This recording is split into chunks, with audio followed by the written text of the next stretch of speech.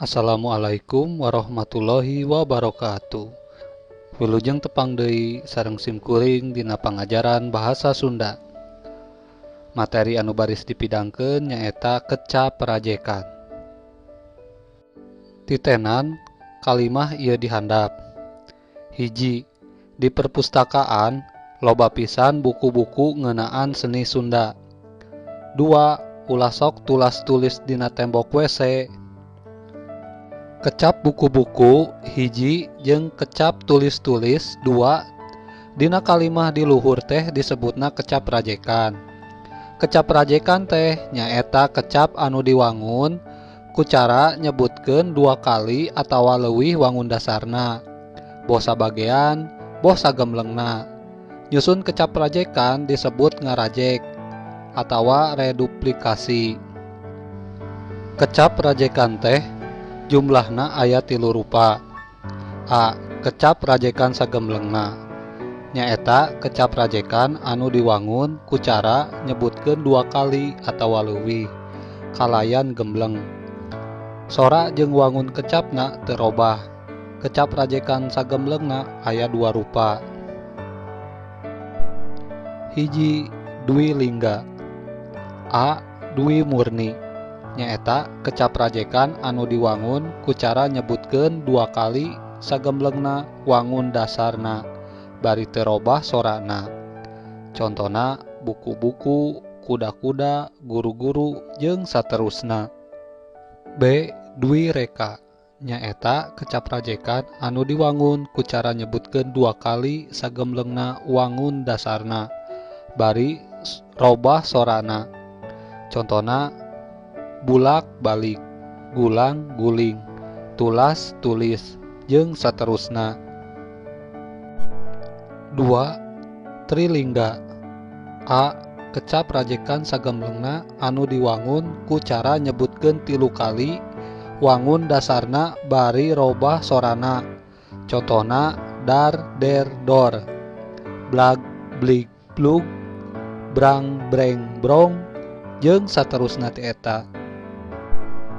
3. Kecap rajekan sabagian nyaeta kecap rajekan anu diwangun ku cara nyebutkeun 2 kali sabagian wangun dasarna boh robah sorana boh henteu.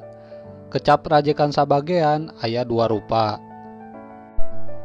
Hiji, dwi purwa kecap rajekan sabagean anu diwangun ku cara nyebutkeun 2 kali engang mimiti wangun dasarna. Contoh tatajong, sesepak, papaling, jeung saterusna teh eta.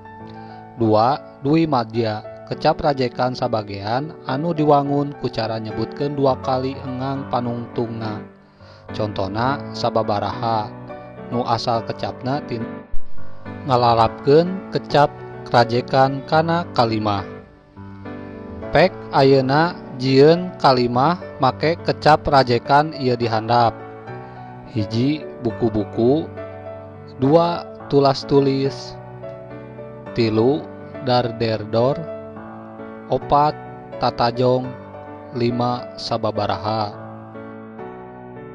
Uji kompetensi pangajaran 2. A. Pilihan ganda.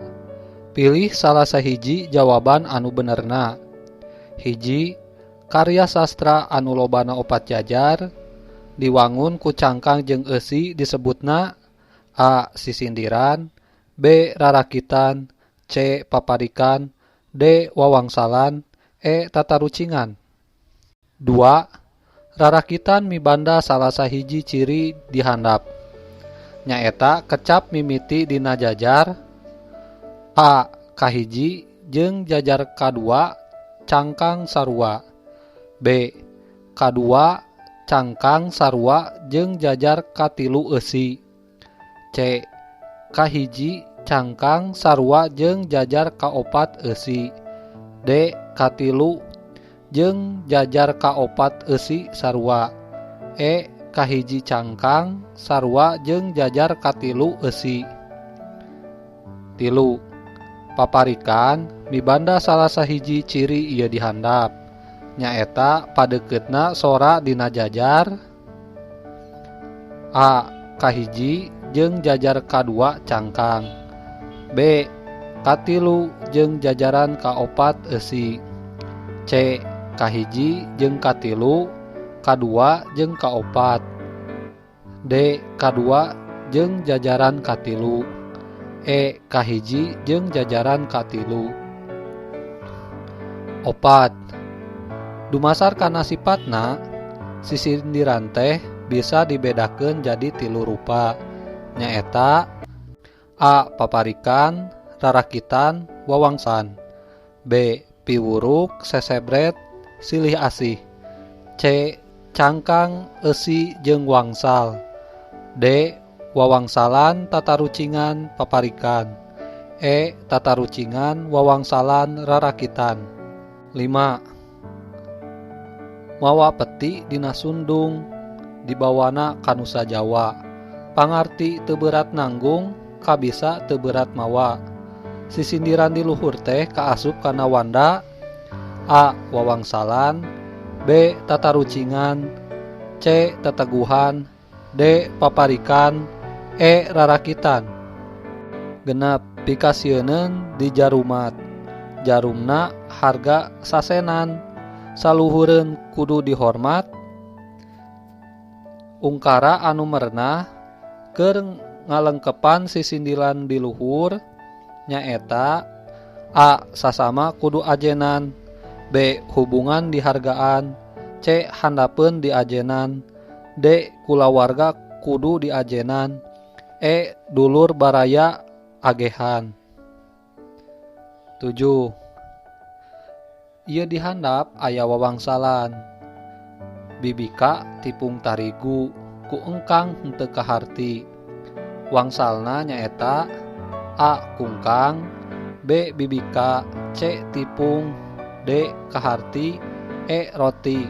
8. Sae nu jadi kapala titik-titik diasupkeun ka sakola banda nu leuwih ti harta. Ungkara anu merenah keur ngeusian jajaran kadua nyaeta A. Urang nu jadi siswa. B. Menak nu ka Purwakarta. C.